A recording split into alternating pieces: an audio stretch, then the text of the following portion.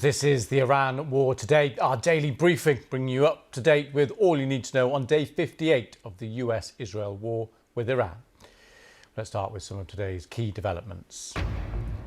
Iran's foreign minister is back in Pakistan following a trip to Oman, where he's been meeting the Sultan.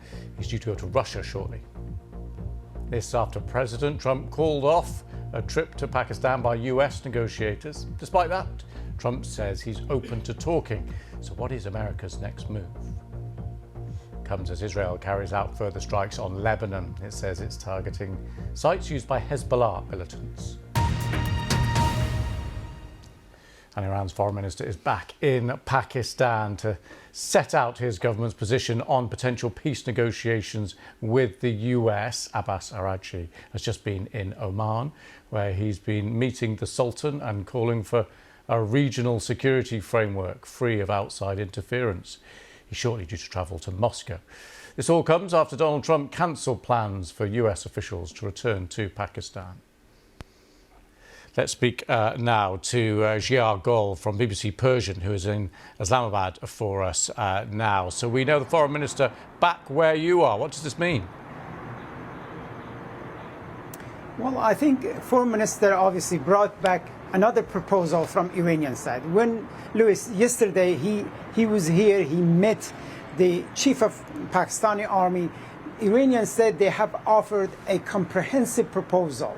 So when that proposal was passed to the United States, obviously President Trump canceled his envoy's trip to Islamabad. And again, Mr. Araghchi's team split to two parts. One part with him, they went to Muscat, and another part with his plane went back to Tehran to consult with the new proposal they got from the United States. And again, I think they have a new proposal. Again, they came back here. They don't want to talk about what's the issue, but the newspaper, which is very close to Revolutionary Guards and Iranian officials in Iran, they say the nuclear program is not on the table.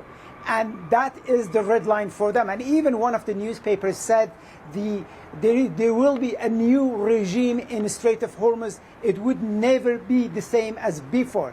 And also they said they have to talk about the paying damage to Iran for the war, and also the war must stop permanently. But in the other hand, you can see there is a mountain apart, and also the enrichment of nuclear program enrichment and also enriched uranium are the red line for United States and President Trump. And last time, in the last negotiation, we know that the main reason and obstacle on the way to agreeing was the nuclear program. The U.S. wanted to halting the nuclear program or extremely stricter or limited, but the Iranian didn't accept that. Obviously, the negotiation didn't reach to any agreement. And Jia, just talk us through this trip to Russia by the Iranian officials. What do we know about that? Well, I think this is part of the round trip Iranian Foreign Minister has. He came here in Islamabad, then to Muscat, Oman, and then going to Moscow. And what we are hearing is he will meet President Putin. And I think obviously Iran and Moscow has been an ally, and Iran helped Russia in the fight against Ukraine by providing them the kamikaze drones. And so they have a strategic relationship. But in the same time, I think it is a part of regional diplomacy, Iranian trying to project that they are talking to everyone in the neighboring countries. They already talked to Turkish foreign minister, they talked to Saudis and Qatari foreign minister, and I think it's a part of the Iran diplomacy. They say actually the region should solve its problem. And even when he was meeting Qatari's Omani Sultan, he said the US, the reason the region is so many tension in the region is because the foreign interference and the US present. In a way, actually, there is a US troops based in Oman as well. So he was telling them that one of the reasons for this tension is the US troops in their country. So this is, as I said, this is a kind of diplomacy Iranian trying to start it again. They haven't been traveling much in the past few months since the war. And I think they have traveling and talking and consulting with their allies and neighbors in the region. And Gia, let's look ahead now to next week. What do you think is possible? What's on the table? Look, Louis, they don't offer any. There is no clarity about what kind of offer Iranian are offering them or what kind of offer the United States give to Iranian. But what we know, for example, President Trump yesterday said Iranian offer is better than past. There is a lot of things in it, but it's not enough. And obviously Iranian took U.S. proposal, took it back to Tehran, and they are coming back with counter proposal. One thing we have to wait and see. President Trump said he don't send people anymore. If they want to talk, pick up the phone. We were willing to talk to them. We can solve this problem through the phone conversation. And also in an interview with Fox News, he said the war with Iran will be finished soon. But the reality is the blockade of the Strait of Hormuz by U.S. Navy has been also one of the main obstacles on the way. Iranians say, just today, Iranian president said, you cannot negotiate when you are been imposing blockade on the Strait of Hormuz. Today, again, a U.S. Navy intercepted a ship which was bounded for Iran. They pushed them to go back. They didn't let the vessel pass through. And I think this is affecting Iranian economy because Iran economy is heavily dependent on import from the Strait of Hormuz. In fact, closing the Strait of Hormuz, in fact, choking Iranian own economy. Yes, U.S. and the world economy has been suffering, but I think Iranian economy, because of the blockade of the Strait of Hormuz, have been severely affected. Gia, thank you so much for that. Now, there's no sign of any US delegates heading to Pakistan, and America's military forces says its forces boarded sanctioned vessels in the Arabian Sea. Donald Trump says Iran's leaders can pick up the phone if they want to talk to him. So what is America's position? Let's speak now to Shada Houshmandi, who's in Washington for us. Hi there. So just talk us through what do we know about Donald Trump's position right now? So in his recent interview with Fox News, he made it pretty clear that he's taking a tough line on Iran. He's very consistent in his stance on the nuclear issue, and he says they're not going to chase the talks anymore. He actually explained what happened in terms of cancelling the travel of the delegations to Pakistan, to Islamabad, and he mentioned that it was Saturday and the talks were meant to happen on Tuesday, and he made a call that there's no point sending his officials to Islamabad on a 17 to 18 hours flight. The lines are open and the Iranians can talk to them if they want to. He also says the lines are secure, hinting that probably if maybe he was talking to some people inside the Iranian regime that they can talk to the U.S. government. He also says he talks from the position of power, and he says the U.S. has all the cards in its hands. He mentions that the blockade has been very successful in his words. He says that the pressure is so much that the Iranians might actually come to negotiation for a deal within days. He says the oil industry of Iran is under pressure. They cannot sell oil to the world, and economically and industry-wise, they're under pressure. So all he tried to mention is that the stance of Washington, D.C. hasn't changed. They still don't want Iranians to reach a nuclear weapon, and that's their red line. And as Giar mentioned, that's exactly where the two parties cannot agree on. That's exactly the red line of the Iranian regime as well. So he says that he's not going to compromise on that. And if the Iranian side decides to basically make the big decision on the nuclear weapon, then perhaps there is a deal in the horizon. And yeah, just talk us through what the US does now and where does it go forward with this?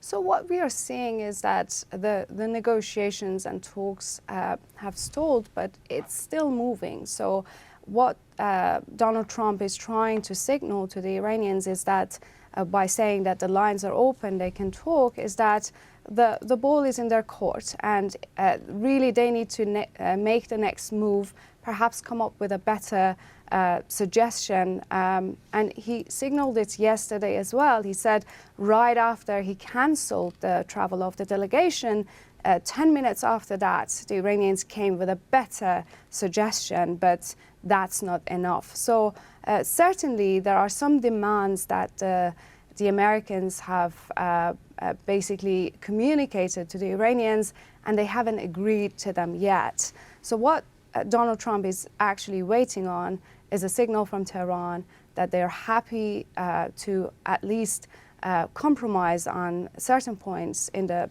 nuclear negotiation, and perhaps sit down on the table for this time for a deal.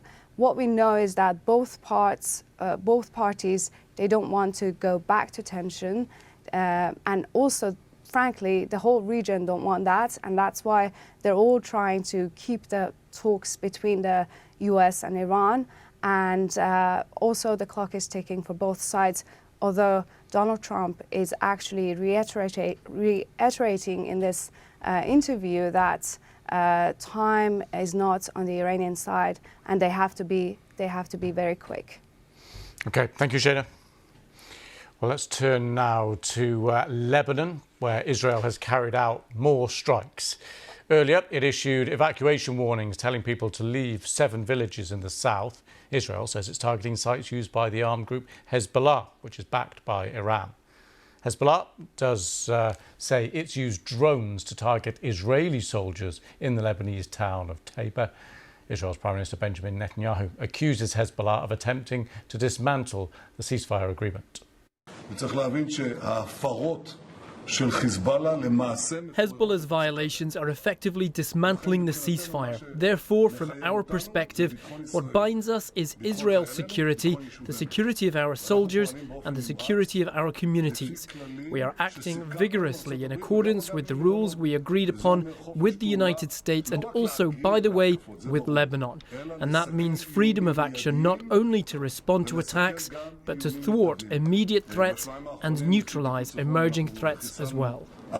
Well, despite Israel's claims it's targeting Hezbollah, residential areas are repeatedly being hit, and Lebanon's health ministry says almost 2,500 people have been killed since March. Our correspondent in Beirut is Lina Sinjab. A fragile ceasefire. Today is the end of the first 10-day period and the start of the 3-week extended period of the ceasefire. But this is happening at a time that Israel is continuing with airstrikes, with evacuation orders. Yesterday, 4 people killed. Today, 8 more people are reported to have been killed. Israel has given order to 7 villages in the south to be evacuated. The government announced the number of the people dead have increased 2,500 to reach 2,509. In the south, there is nothing like a ceasefire. It is quiet here in Beirut, although you still hear the drones flying over the city, warning people of an imminent attack. But the south is far from a ceasefire. People are still eager to go back to their homes. The Israelis are saying they have the right to continue striking Hezbollah wherever they see they're posing a threat to their security, a threat to their northern border. But in fact, they're actually occupying big swathes of the south. They're moving around in the south. They have boots on the ground in the south. And Hezbollah is saying as long as the Israelis are violating the ceasefire, as long as the Israelis have boots on the ground and occupying the south of Lebanon, they will continue to strike back, and they consider it legitimate for them to strike Israelis on Lebanese lands and also in settlements in northern Israel. So these two statements are far from what the government negotiated in Washington, what the Lebanese government talked about, and what the Americans have promised, a 3-week ceasefire and possible meeting between the leaders of Lebanon and Israel to find a lasting solution for the country. This fragile situation here is really putting the country in a risky situation of continuous war and more escalation. And in this equation, there are over 1 million displaced people, displaced Lebanese. Most of them come from the south. They want to go back to their homes. They want to go back to their villages. They want to go back to rebuild what Israel has destroyed. But so far, there are no signs that will give them a green light to do so. Thanks to Lena for that. Well, that is your update for today on the latest on the war with Iran. Whether you're joining us on YouTube, TikTok, Sounds, radio or TV, we'll be back at the same time tomorrow with the Iran War Today.